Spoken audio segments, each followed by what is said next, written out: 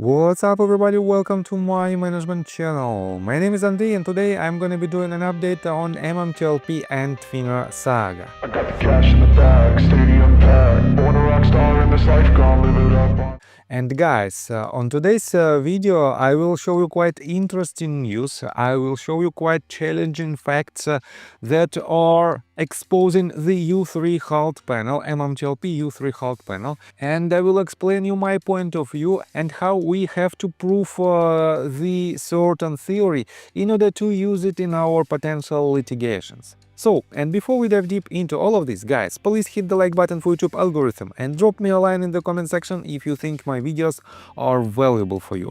So let's start with this tweet that was written by Trader Zero just a couple of days ago, and I saw this tweet, but I didn't think that it might lead to quite interesting conversation. So, let me quote to this. MMTLP, example of the fabricated propaganda that spreads like chlamydia through stock communities. Later today, I will add more to this thread to expose how misinformation is created and disseminated to manipulate the victims of groupthink. Halt panels do not exist. And here is the picture, here is the screenshot that I showed you, I think back in August of this year with the members of U3 halt panel. And let me quote you a tweet that was written by Marcos. If you don't know who this person is, I also covered his due diligence that he made back in September. I have to admit that it was quite interesting investigation, and he still has this due diligence on his Twitter account. You can follow him, Marcos Monteiro. And you can take a look at his due diligence and at his investigation. So let me show you what did he write. I'm not a regular here, but I'm sorry to break it for you. You are wrong, sir. Next time, make sure you do your research. This is my image, by the way, and I'm not spreading fabricated propaganda. I will leave it here so you can get more educated next time. Enjoy the holidays. And he added the link to his investigation that I just showed you. For now, I want to pay attention to Scott Truatt's tweet that he wrote basically yesterday, and he refers to the Trader Zero's opinion. He said, I'm kind of curious as to why you continue to flock MMTLP relentlessly when you never owned it and seem to almost daily now try and point out that everyone who bought it was wrong, retarded or just depraved, like me. It would be illuminating if you could repost anything you posted before the U3 halt in MMTLP on December the 9th of 2022 that you were warning people that it was a scam, or that McCabe and Burda were obviously con men along with the guy pumping it with his crew on stock tweets, Due Diligence and David Clare, among others who have or will get litigation hold letters shortly, if not it, the 10B-5, employing manipulative device or plan, insecurities, fraud charges and civil suits. If members of the U3 halt crew were clean, why wouldn't Joe Iraqi from Robinhood talk to me when I dropped in on him in his restaurant in Vermont to see if me might shed some light on the U3 halt? Yes, back in October I did the drive, it was great fun, he wouldn't talk. So they have something to hide, all of them. Have you ever asked U3 folks what happened, or are you just opining? And guys, take a look right here. Roman Soups responded to Scott. Scott, love your work. I'm curious why you think the UPC committee had a special meeting to make a halt. That's not their job. They make policy suggestions. Is there some valid information, or you are making assumptions based on hopium? Curious why you think the UPC committee would fire off a halt rather than the market operations team, as it's their job. And here is the response from Scott. Guys, I have to admit that it is quite interesting questions that he asked here. So he wrote, okay man, this is in the spirit of academic inquiry, no harm, no fool. What's your proof? They didn't have anything to do with it and took no action. Who do you think authorized the halt? Let's start with the basics. Names, titles, dates. Full Socratic here. Before I defend, you defend. So let's proceed. 1. Who authorized the U3 halt on December the 9th of 2022? What name, title and office? 2. At what time during the day was the U3 halt authorized? 3. Did anyone on the UPC have any counterparty interest in the MMTLP trade? 4. Would any standard of review of FINRA actions on that day and in that halt necessarily evaluate any conflicts of interests by UPC and other members of the FINRA common structure as a prerequisite for anyone taking action on the U3 halt? 5. Why would FINRA not meet with MMTLP and DTCC prior to December the 5th of 2022 after trade concerns about MMTLP surfaced and MMAT's Polycross was in talks regarding just how screwed up the situation was going into the last days of trading? 6. Do you believe that SRO with as much free reign over the markets that FINRA has, that there was an absolutely impenetrable firewall between business units in FINRA? Remember, FINRA is a non-profit but survives by fees and fines and has its employees' retirement funds with BlackRock and Vanguard. Meaning, with FINRA's VP Sam Drady, fraud unit, emailing and calling Patricia Casimes, UPC, on November 29th of 2022 through December the 5th of the same year, that his bullshit horror show stayed solely between her and him, that she never shared that info with the UPC folks. And in the end, does it really matter who authorized the halt anyway? 7. Where is the authority to delete or cancel a ticker and preclude further trading during a U3 10-day trade halt? 8. Why did FINRA allow for Schwab to have MMTLP in an index fund on July 31st, 2021 and Robinhood have it in their books on June 28th of 2021? And guys, this question is extremely important because we still don't know how did it happen and who was behind these actions. So, 9. Somewhat off topic, but are the questions are relevant about MMAT and MMTLP trading because some of the personalities that have performed so disastrously in so-called getting to the bottom of naked shorting in MMTLP are now getting seats at the MMAT out of a bankruptcy dinner table. View2 and the Haidus Daxifu were into the 150 million shares of trade volume in MMAT and owned exactly 720 shares of MMTLP. Sifu, I believe, has stated publicly that his gang never owned MMTLP. Not sure on that, so if I'm wrong, okay. Here's what he owns below screenshot. Why would he be making the one-armed bandit's arm fall off in MMAT, then have 720 in MMTLP?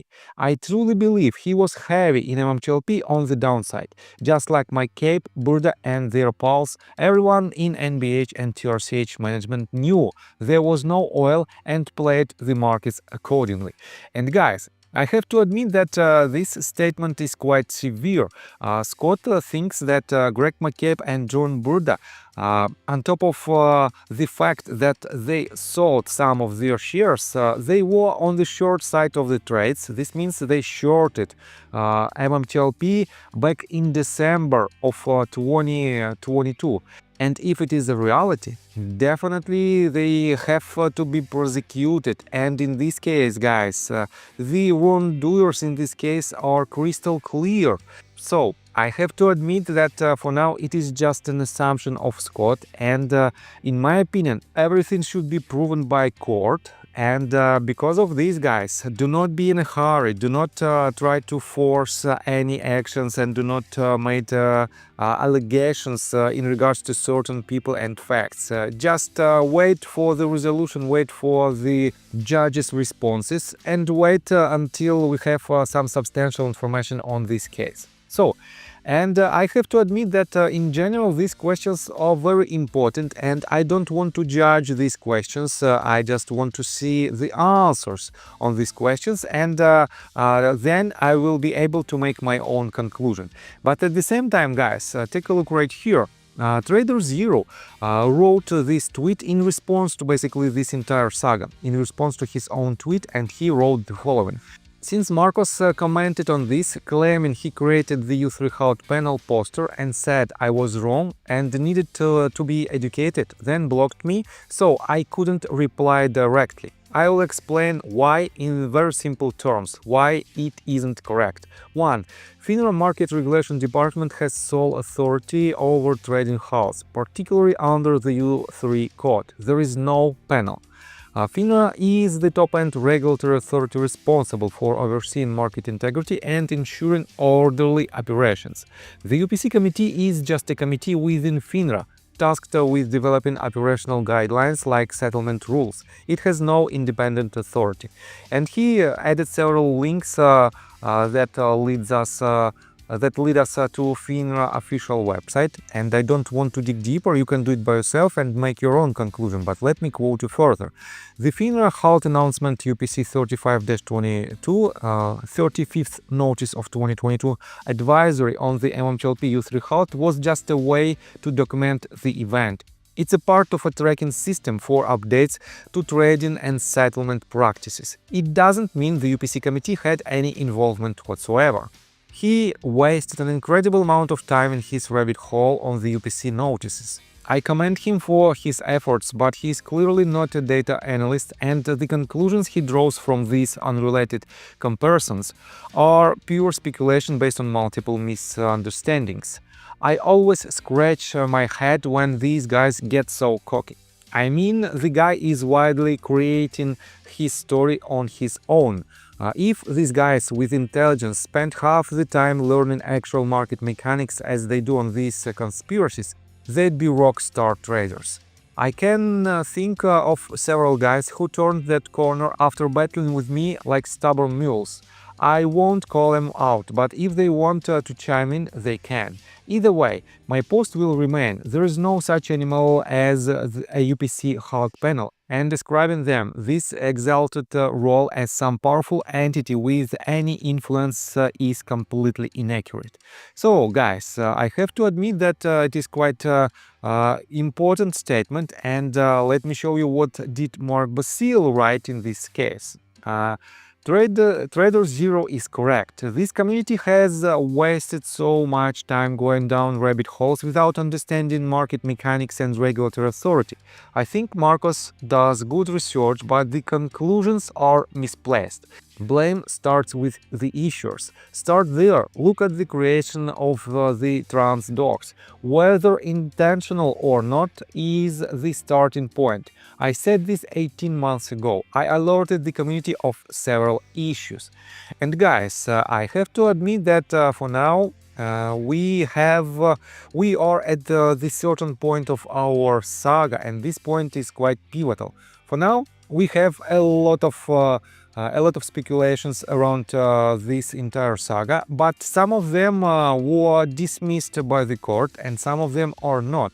And the only path how we can find out the truth is through litigations, because on the one hand we have so-called experts that might state one thing, and on the other hand we have another set of experts who thinks completely opposite. And both these sides have grounds under their investigations. And guys, to be honest, I'm just a trader, and I've never dug so deep in the mechanics of the stock market. And to be honest, it doesn't necessary to me to make this type of deep investigations. All I need to know is just some fundamentals of the company and the previous price action, based on which I can make an assumption in which direction with a certain probability this asset might go. And that's it, guys. That is why I have strict rules why I don't invest and why I didn't invest in MMTLP in particular, and in this type of so-called meme stocks in general, because I have to admit that it is too risky for me to have this type of trades, to try to benefit out of this type of trades. And that is why, guys, it is just not my style. On top of that, guys, I have a set of strict rules that I already mentioned, and that leads me to the conclusion, and you can watch this conclusion in the very first link in the description of this video. And that video I made, if I remember it correct, on December the 7th of 2022, where I stated that most likely MMTLP will go down, will go further down. And if you don't want to lose your money, you have to leave your position, because when the spin-off happens, you will stuck in this company, because it is not a public company. And that is why the process of extracting your money from this type of company might be extremely complicated and might be extremely difficult to make. That is why, guys, I didn't invest in MMTLP, and that is why, guys, I never encourage any one of you to blindly buy this stock. My main point was to warn you that you have certain possibilities of the upcoming actions, and these possibilities might bring you to a greater risk, and that's it. So guys, in conclusion of today's video, I have to say that for now we have to prove our point of view, and we have to prove our facts in court. Otherwise, it is just random tweets in the internet that doesn't make any sense and that will not help us by any means. And guys, let me tell you my personal story. I have a wife and 2 children aged 11 and 15, as well as a small dog. After 30 years of living in Russia near the Baikal Lake, we decided to move. Now we reside in Serbia. Although I don't own any MMTLP shares, I invest a lot of time creating daily MMTLP videos. I have been doing this every day without days off and holidays for more than 1.5 years. Now I wish to buy back this time from my family, from my children. We've agreed that I will ask the MMTLP community to support me, and I will give all the money to the children. Therefore, if you believe that I am providing useful content for you and wish to support me, you can join my Patreon account. For $5 a month, I will add your name to my list of supporters if you wish. Thank you in advance. The link you can find in the description below. So, I think that's all information that I want to provide you. If you like my video, please hit the like button and subscribe to my channel, and see you guys and girls next time. Bye! I got the cash in the bag, stadium packed. Born a rock star in this life, gonna live it up on the